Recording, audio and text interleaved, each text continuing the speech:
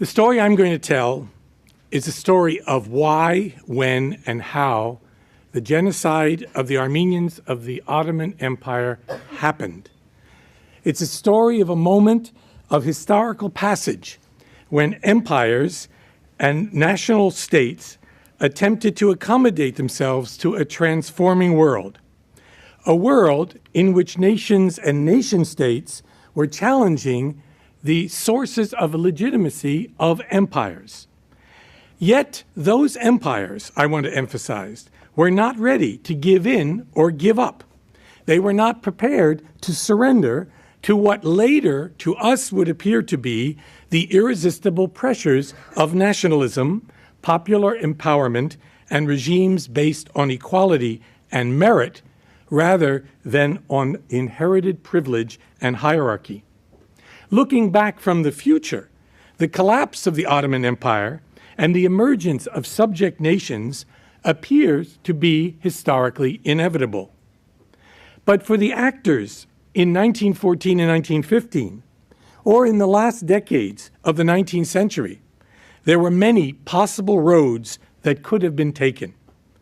My talk today, and the book on which it is based, investigates those moments of choice when political actors might have acted differently, but decided instead to embark on a course that led to devastation and destruction. The recovery of a difficult past is a challenge, of course, to those assassins of memory who, through distorting sophistries, deny or minimize the enormity of a human tragedy. Now, nations and states, as you all know, have long been in the business of fabricating, sometimes more honestly than at other times, myths and stories of their origins, golden ages, heroic deeds, victories and triumphs, and Armenians do this as well, while eliminating the blemishes of defeats and failures or even mass murders. What appears to be new in our own times is the brazenness of what is claimed, the blatant cynicism of the perpetrators, and the potential reach through mass print and the internet, through media and film. Historians, reluctantly, but inevitably, have been pulled into this war of images and words. The only weapons against bad history deployed for political or personal vindication is scrupulous investigation that results in evidence-based narration and analysis of what it is possible to know. The proliferation of usable pasts and preferred realities are a challenge to historians. But we historians can take some comfort in the thought that real dangers lurk when intellectual constructs stray too far from careful and accurate readings of the world. In other words, reality has a nasty habit of biting back. Revision of history is constant, even necessary, and it keeps us tenured professors employed. This is what historians do. We look at things new, we change our opinion, we adopt, we change, we know that we can get a better picture. But in some cases, like the fate of the Armenians in the last years of the Ottoman Empire, it has led, this revisionism, to a creation of two separate, contradictory narratives that appear to defy reconciliation. So as you may know, on the one side, Turkish state officials and those few historians who rejected the notion of genocide have argued and continue to argue that this tragedy was the result of a reasonable and understandable response of a government to a rebellious and seditious population in time of war and mortal danger to the state's survival. Raison d'etat justified the suppression of rebellion, and mass killing was explained as the unfortunate residue, what my government calls collateral damage, of legitimate efforts to establish order behind the lines. This position, which those of us who recognize 1915 as genocide call denialist, might be summarized as the following. There was no genocide, and the Armenians are to blame for it anyway. They were rebellious, seditious subjects who presented a danger to the empire, and they got what they deserved. Relative peace and harmony had existed in the Ottoman Empire between the state and its religious minorities until outside agitators, usually from the Russian Empire, but also American, Dutch, Danish, German missionaries, aroused the nationalist and separatist passions of the Armenians.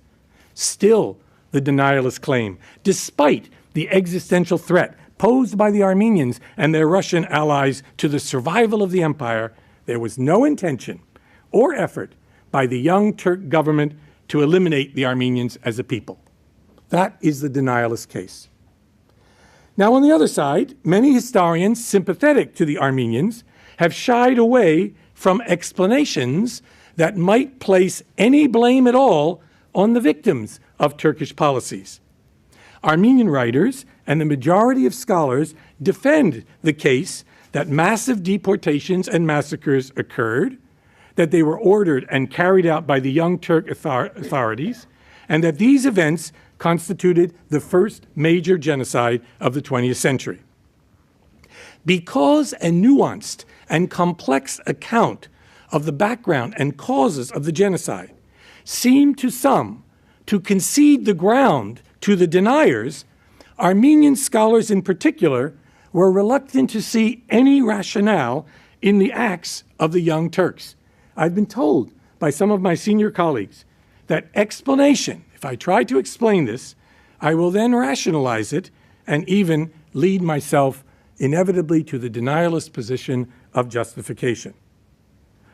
When explanation was offered, it was usually a kind of essentialist argument that went something like this. Turks are the kind of people who employ massacre and systematic killing. They did it in the 1890s, they did it again in 1909, and they completed it in 1915 and in the early 1920s. That is, in order to maintain their imperial dominance, they resort to the most cruel measures.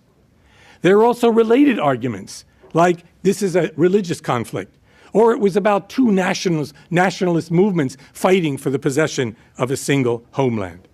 In other words, deep, indelible cultural characteristics lay at the bottom of many interpretations on the non-denialist side. Now, I myself have tried to make a different kind of argument, and that's what I'm going to try to explain today. Whatever else the Young Turks were, those guys, those radicals who carried out the genocide, they were never purely Turkish ethno-nationalists. They were never religious fanatics. They remained instead something that might be called Ottoman modernizers in their fundamental self-conception. The Young Turks, including Talat and Enver Pasha, the architects of the genocide, were primarily state imperialists, empire preservers, rather than the founders of an ethnic nation-state. They were not Kemalists avant la lettre. That's French, by the way. There was no thought of giving up the Arab lands that they still controlled. There was no thought to eliminate even totally their Christian and Jewish subjects. And when opportunity presented itself in 1918, the Young Turks were prepared to move north and east into Caucasia to create buffer states among other Muslim peoples. On the other hand, over time, the Young Turks came to believe that Muslims, particularly Turks, they didn't even trust the Kurds and Arabs, were the appropriate people to rule the empire. That Muslims, particularly Turks, were the most trustworthy supporters of the Ottoman state, and they increasingly convinced themselves that egalitarian Ottomanism, a kind of multicultural or decentralized empire, was a political fantasy. Moreover, the removal of the Armenians and later the Greeks, as we all know from our present-day standpoint, laid the basis for the Kemalist state, the current Turkish Republic. And many of the surviving Young Turks were among the founders of that republic. Kemal's ethno-nationalism attempted to build a different kind of state, an ethnically homogeneous Turkish nation, presumably of equal citizens, not differentiated, subordinated subjects. Though ultimately, that national project would itself be thwarted by the millions of Kurds who had lived in eastern Anatolia long before the first Turks arrived and after 1915 would spread into the lands formerly held by Armenians. In my analysis, I make a distinction between the nature of empire and the nature of nation states.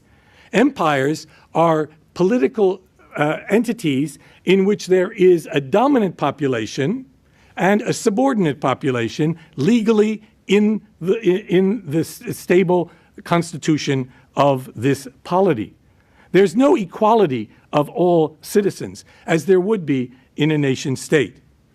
But in that strange entity called empire, the dominant nation, or the dominant group, in this case the Young Turks and their supporters, believed that they could modernize or reform the empire in a particular way to keep themselves dominant over other subject populations.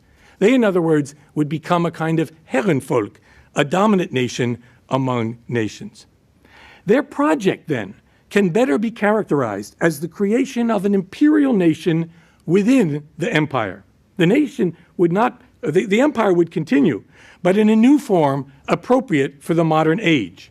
We call the 20th century sometimes the age of nations and nationalism, but empires continue to exist and flourish all through the interwar period, the 1920s and 30s, through World War II, and it's only in the post-Second World War period that we finally get rid of them, that you have decolonization and the end of the final overseas empire, 1975 in Portugal, and the Soviet Empire in 1991. So 20th century is still much more an imperial than a nation-state period. Also, one has to understand there are a number of different, successive, modernizing attempts by the Ottoman leaders. There was a Western-oriented Tanzimat. There was the idea of Ottomanism, in which different peoples would live together, perhaps under their own constitutions, as did the Armenians. There was the Islamic coalition between the Turks and the Kurds under Abdul Hamid II. There was the initial constitutionalism and even an attempt at a rule of law by the Young Turks after 1908. Unfortunately, after 1909, that initial Ottomanism degenerated into absolutism and eventually genocide. Non-Turks, within this complex and tremulous political formation, tried to find their own way. Let me begin by just telling some who may not know the history that well what happened actually in 1915. And then I'll try to explain my own view of why it happened. There were about 2 million Armenians, maybe 2.5 million Armenians, we don't know exactly, who lived in Ottoman lands, most of them peasants and townspeople, most of them located in the 6 provinces or 6 vilayets of eastern Anatolia. In an Anatolian population estimated to be between 15 and 17.5 million inhabitants, Armenians were outnumbered by their Muslim neighbors in most locations. Though they often lived in homogeneous villages, certain sections of towns, Armenian quarters, and occasionally they even dominated larger rural and urban areas, like the city of Van, far in the east. The most influential and prosperous Armenians lived in, of course, the imperial capital, Istanbul, Constantinople, where their visibility made them targets of both official and popular resentment from many Muslims.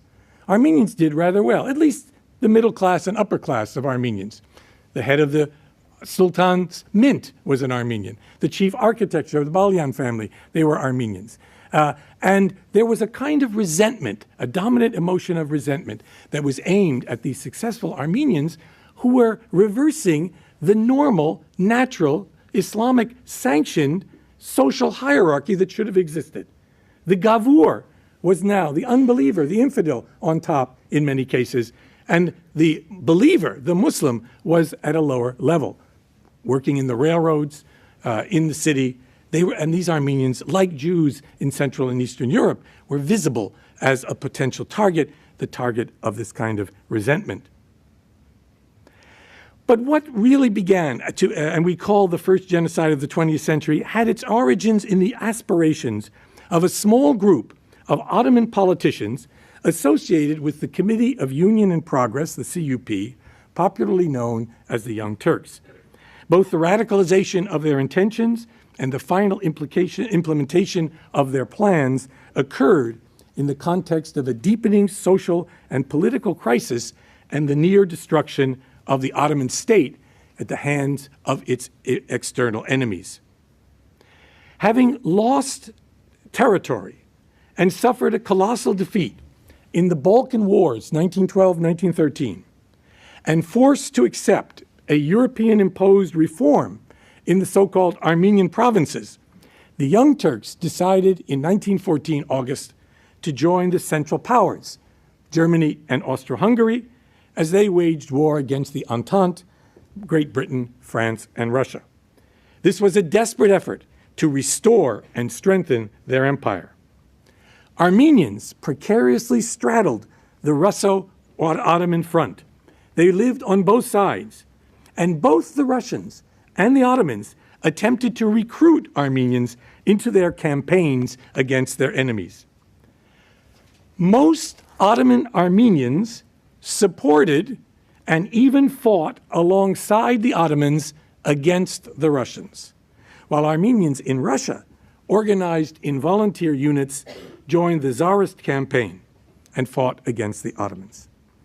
In late 1914 and early 1915, massacres of Christians, Armenians and Assyrians, and Muslims occurred in the Caucasus and Persia, where Russian and Ottoman forces faced each other. So even before there was any act of genocide, there was already killing by Russian forces and by some Armenians against Muslims, by Muslims in Persia, in the Caucasus, in the Ottoman Empire itself, against the enemy.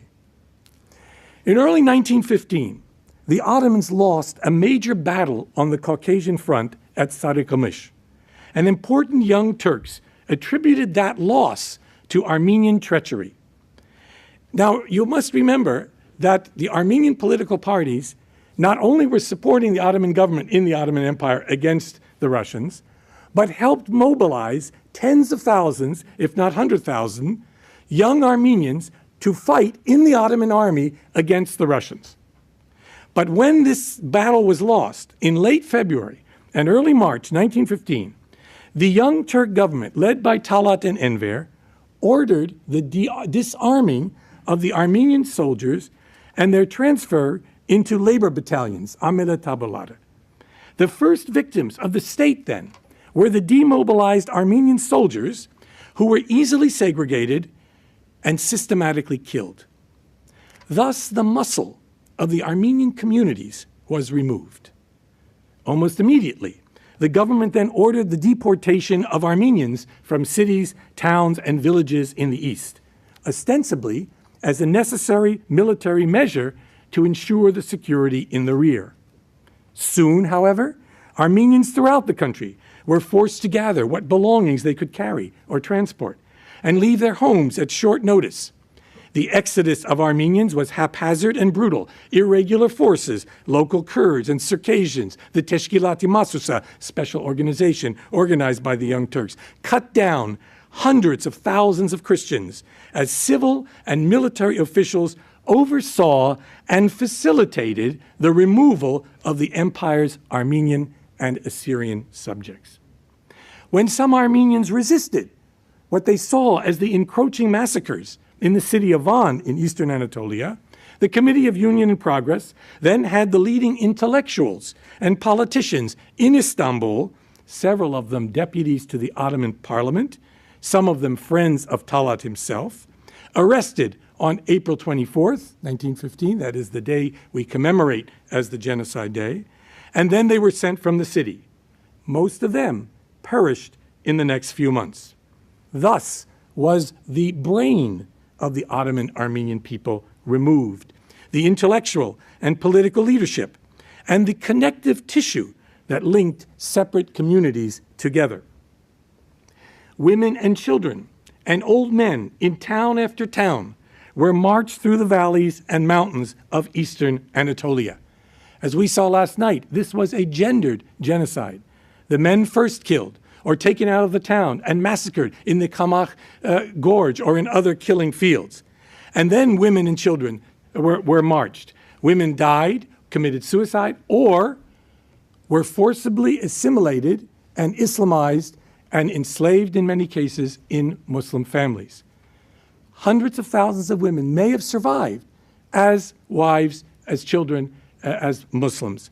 Those children are now, and their children's children, emerging in Turkey today and declaring that they are Armenian. Whenever you go in Istanbul on a taxi cab, the Kurdish driver will say, my grandmother is Armenian. It's now very fashionable to have a grandmother who's Armenian. This is a really serious and interesting thing, and it's a difficult question because Armenians themselves are a little bit confused and wary of considering them real Armenians. For me, I think we're a small nation and we ought to take whoever we can get, right? I'm not for this, like I'm a half Armenian, I'm a quarter. We're all Armenians. You want to be Armenian? Come on in. Talk to the ambassador. Talk to the ambassador. Yeah. Oh, no. I always quote Kundera's, Milan Kundera's famous phrase, which the Dutch also could appreciate: a small nation can disappear and knows it. And Armenians live with that consciousness, that we are a small nation in a dangerous neighborhood and we could disappear. And that almost happened in 1915. But in fact, people saw what was happening. Missionaries and diplomats and foreign military officers, they witnessed these convoys. Pictures were taken.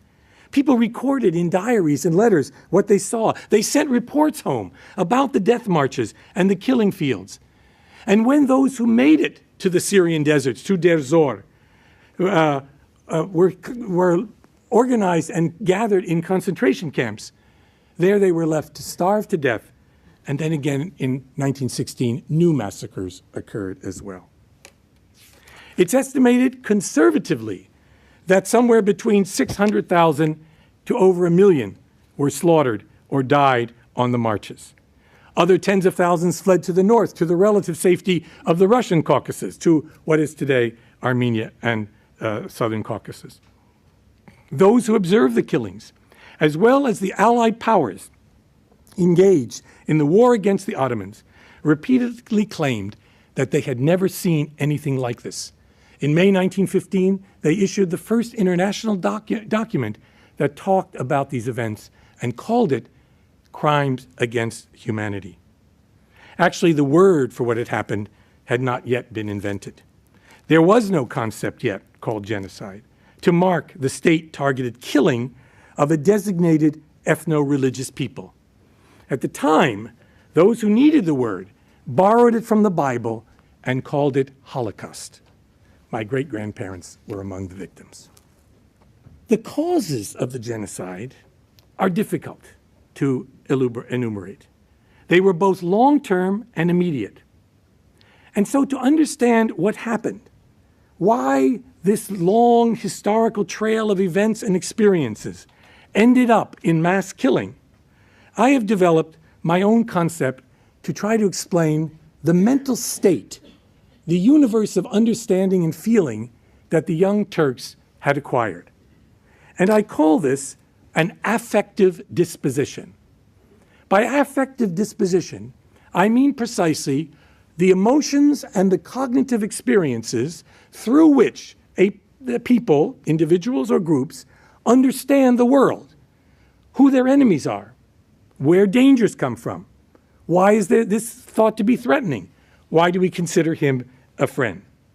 It's in that construction, this Manichaean construction of internal enemies and a pervasive fear that ultimately would trigger the deadly pathological response to real and imagined immediate and future dangers that would lead to genocide.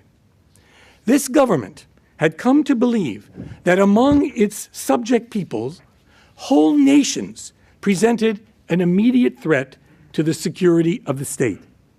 Defense of the empire and of the Turkish nation, I put that in quotes, became the rationale for mass murder. Now, Armenians were neither passive nor submissive victims. They were a people who had their own aspirations and desires within the Ottoman Empire. As I said, most of them wanted to be Ottoman citizens. After 1908, they wanted to live in a constitutional regime based on law. They wanted to be protected from the predations of the Kurds and other nomads in Eastern Europe. They sought redress through operation in Parliament, They gave up their revolutionary organizations and declared they would work within the system, all with the idea of pushing for a program of reform, hopefully guaranteed by Europe, that would indeed give them some security and allow for their prosperous future. But even though they were actors and not simply victims, they were not as powerful as their enemies. The power to decide their fate was largely out of their hands.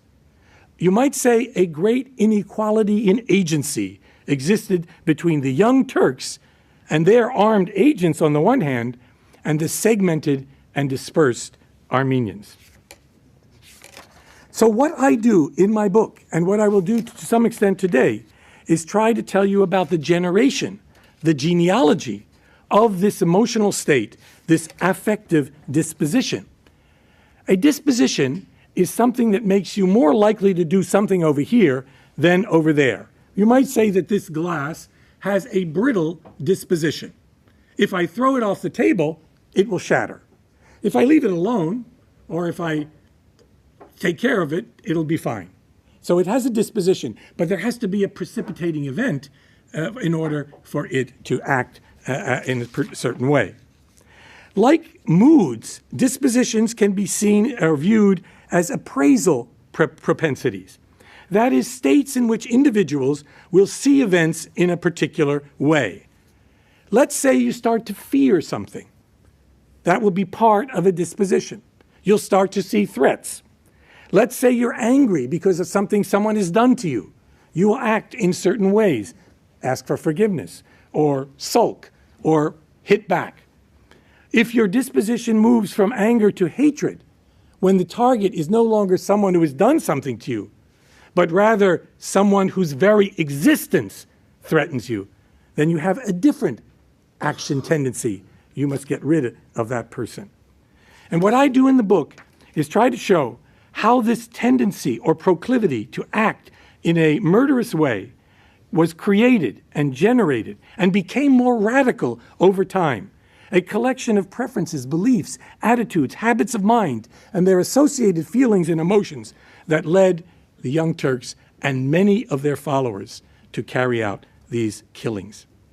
I am not saying that this is an irrational or sub-rational thing. Rather, there's a high degree of cognition and of understanding in this mix of emotion and rationality that ultimately will lead to this genocide. The first instances and the first kinds of evidence I have for the generation of this affective disposition come from the highest authorities in the state, from Abdul Hamid II himself. One can read his own memoirs and letters and see what his attitudes of the Armenians are. And one might say it begins roughly around 1878. Before this, the Armenians were known as the Milleti Sadika, the loyal millet. They hadn't revolted, as did the Greeks, the Serbs, the Romanians, the Bulgarians, etc. But Abdul Hamid was extraordinarily upset by the fact that in 1878, the Armenians petitioned the Russians to try to bring some redress through the Treaty of San Stefano to their condition in eastern Anatolia.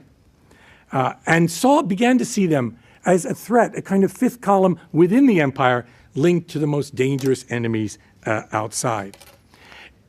Abdul Hamid's solution was to form an alliance with the Kurds through the Hamidiya regiments, kind of Cossack-like units that would be used to patrol eastern Anatolia, keep Armenians in their place, and try to reverse the status reversal where Gavurs were now in a superior position. That was one solution. It created more problems, more killing in 1894, 1896 than before.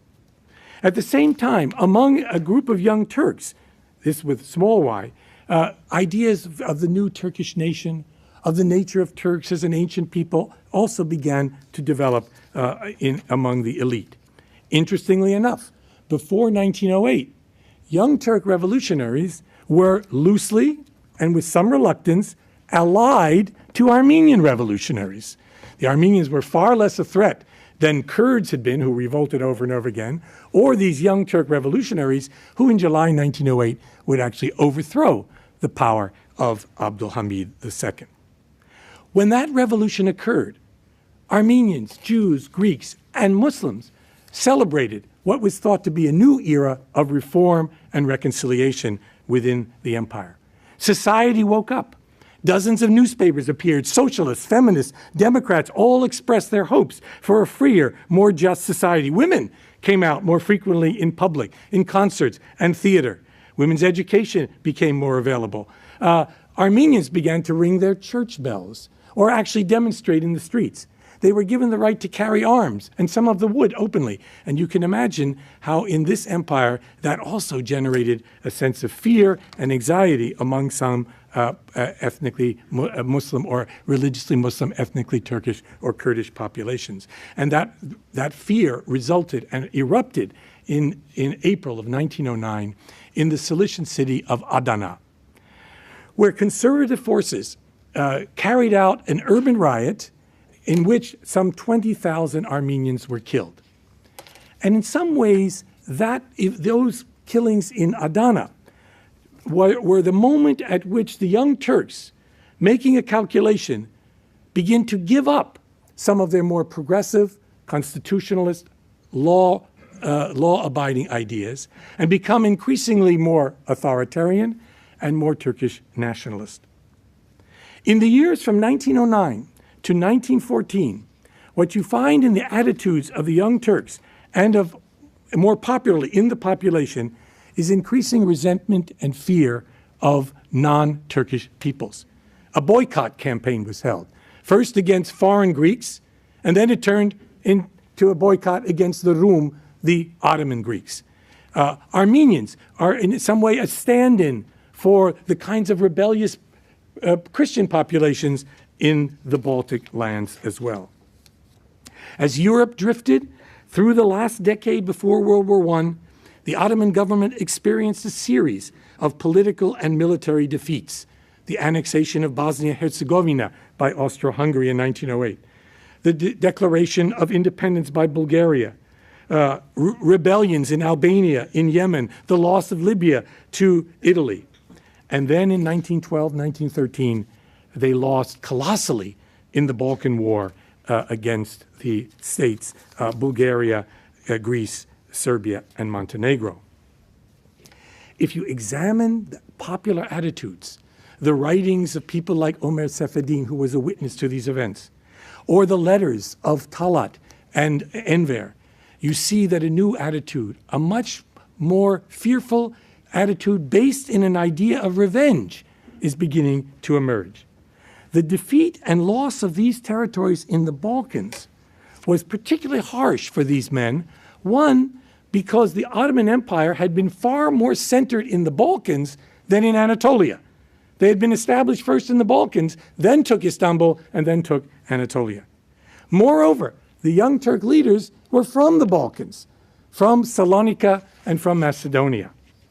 The theme of revenge, the urge to set right the wrongs that had been done against Muslims and Turks, run through the memoirs of those who suffered in the Balkan Wars. Let me just read you two quotes.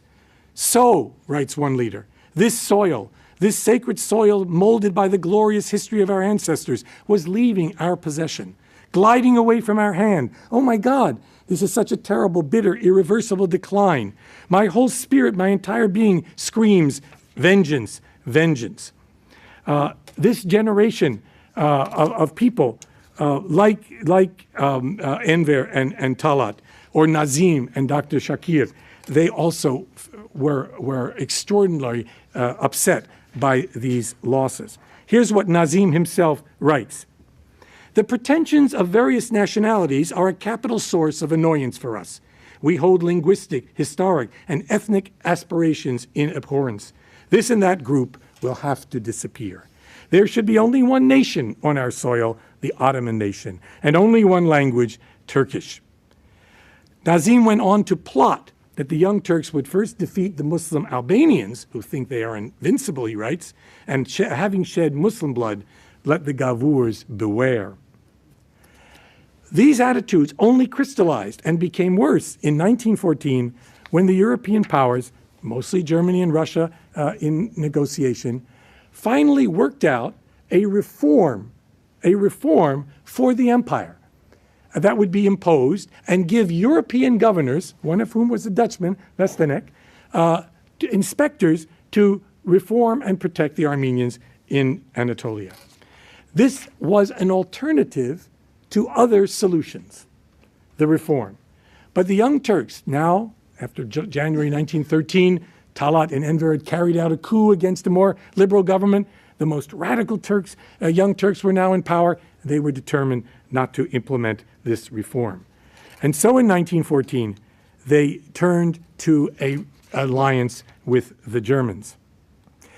I'm arguing that the reform of 1914 pointed toward a different kind of Ottoman Empire, one in which European powers would supervise reforms, particularly adjudications of land between Kurds and Armenians. Both Abdul Hamid II and the Young Turks had ultimately sided with the Kurds against the Armenians and abandoned efforts to deal with these land disputes. I would argue, had World War I not broken out, the possibility of a more decentralized Ottoman Empire under European supervision may well have succeeded. But the Young Turks hated this reform, and in their minds, Europe wanted a divided and weak Ottoman Empire, and the 1914 plan was simply part of a European plot against the Ottoman Empire. As the war began in August of 1914, the Young Turks flirted with the German alliance, also with the possibility of allying with the British and the Russians. Talat himself went to Crimea and met with Nicholas II, the Tsar of Russia, and Sazonov, the foreign minister. But ultimately, the Russians and the British demanded that the reforms of 1914 be carried out. Talat didn't want that. They went back, they sided with the Germans, convinced, they were right in this, that the Germans would not force them to carry out these reforms. And so they moved to another, far more fatalistic, far more difficult, far more terrible solution to these problems. When they lost at the Battle of Sarikamish, within the next month, Young Turks became convinced, or at least convinced others, that their loss was in fact because of the treachery of Armenians, because of the volunteer units, some 4,000, on the other side of the frontier, and they began the deportations, which eventually led to the genocide I've described. The argument often employed by Turkish leaders to the Western and German diplomats who inquired and protested against the treatment of the Armenians was that this had to be done, that the empire was in a precarious situation, self-defense required the crushing of rebellion. There was no active rebellion. There were spots of resistance, as in Van and in a few other places like Musadagh. There was no coordinated insurrection. But let me read to you the telling interview with the American ambassador Henry Morgenthau, where Talat himself, a friend of Morgenthal's, conveys the complex of reasons that influenced his decision to eliminate Anatolian Armenians. I'm quoting now from Talat. I've asked you to come here today so that I can explain our position on the whole Armenian subject. We base our objections to the Armenians on three distinct grounds. In the first place, they have enriched themselves at the expense of the Turks. In the second place, they are determined to domineer over us and establish a separate state. In the third place, they have openly encouraged our enemies. Now, here in this interesting quote, the Grand Vizier of the empire speaks of the status reversal of Armenians and Turks. They have enriched themselves at the expense of the Turks and are determined to domineer over us. He speaks of the government's fear of Armenian separatism and the breakup of the empire and of the collaboration of Armenians with the Russians. Angry at the betrayal, fearful of the consequences, great anxiety about the possible future. The very word genocide conjures up images of the most horrendous crimes committed by states against designated peoples. Genocide is a form of mass killing, but all mass killings are not genocide. Genocide is not the murder of people. It is the murder of a people. It is a designed, targeted, intentional killing by a state against a designated ethnic, religious, cultural group. That's precisely what Lemkin had in mind, Raphael Lemkin. That's what the UN definition is. This indeed is what we're talking about. It's more than ethnic cleansing, which involves deaths, of course, often, but is not deliberately aimed at killing. Ethnic cleansing occurs when people want the land, but they don't want the people on it. Genocide is when the anxieties, the affective disposition has grown to the point where you need to eliminate for future potential dangers to create permanent security, a true fantasy, later on. The destruction of the Ermeni millet, of the Armenian people, was carried out in three distinct ways related: by dispersion, spread them out; massacre; and assimilation by conversion to Islam. You could, of course, argue, as some of my political science colleagues do, that there's a perfectly rational or rationalist explanation for the genocide, a strategic goal to secure the empire by elimination of an existential threat to the state and to the Turkish or Islamic people. But I'm arguing that before the strategic goal and the rational choice of instruments can be used, and even be considered, it's necessary to explain, as I've tried to do, how that existential threat was imagined, how the Armenian enemy was historically and culturally constructed, and what cognitive and emotional processes have shaped this affective disposition of the perpetrators that allowed them, compelled them to carry out massive uprooting and murder of this specifically targeted people, and to believe that such killing was justified.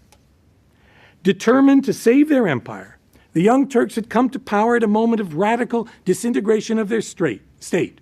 They were threatened in their minds, both by European powers and by non-Turkic peoples, not only by Balkan Christians, but Armenians, Greeks, also Muslim Kurds, and others. For one of the most radical of the Turkish nationalists, Ziya Gulkop, he wrote the following: "The people is like a garden. We are supposed to be the gardeners. First the bad shoots are to be cut, then the scion is to be grafted." Let me conclude with the following thoughts that might, in fact, inform some of our discussion in the next 2 days. I have argued that genocide was not inevitable. Of course, it was predicated on long-standing and ever more extreme affective dispositions and attitudes that demonized the Armenians as a threat that needed to be dealt with. But ultimately, these leaders made a choice at a particular historical conjuncture when the threat to them seemed most palpable. Men make choices. In a particular moment, when war and invasion threatened, defeat and dismemberment seemed on the horizon, the Young Turks took disastrous, even self-destructive policy decisions that ultimately annihilated whole peoples and indeed accelerated the fall of their own regime. The Armenian Genocide, along with the killing of the Assyrians and the expulsion of the Anatolian Greeks later, laid the ground, of course, for the more homogeneous nation state that arose from the ashes of the empire. I call this the foundational crime of the Turkish Republic. But let's not be too smug. Let's not be so casual. Like many other states, including Australia, Israel, and the United States, the emergence of the Republic of Turkey involved the removal and subordination of native peoples who had lived on its territory prior to its founding. Even little Armenia has found it necessary in its own imagination to drive hundreds of thousands of Azerbaijanis from its territory. The connection between ethnic cleansing, or genocide, and the legitimacy of the nation state underlies the desperate efforts to deny or distort the history of the nation and the state's genesis. We must all come to terms with that history, first in our own nation. If we try to understand, we may have the salutary effect of questioning continued policies of ethnic homogenization and refusal to recognize the claims and rights of those peoples, minorities or diasporas, Aborigines, Native Americans, Kurds, Palestinians, Assyrians, or Armenians, people who refuse to disappear. Thank you.